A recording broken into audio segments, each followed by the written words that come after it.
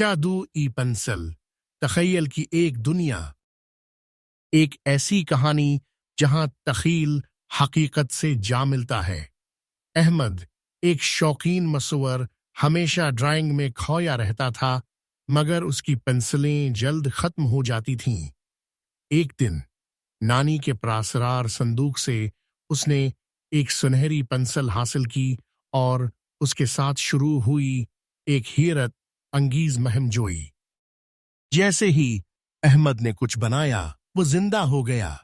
ایک پرندہ ہوا، میں پھڑپھڑانے لگا اور ایک جہاز فضا میں روانہ ہوا۔ مگر جیسے ہی اس نے ایک دیو تخلیق کیا، کہانی نے ایک خوفناک موڑ لیا۔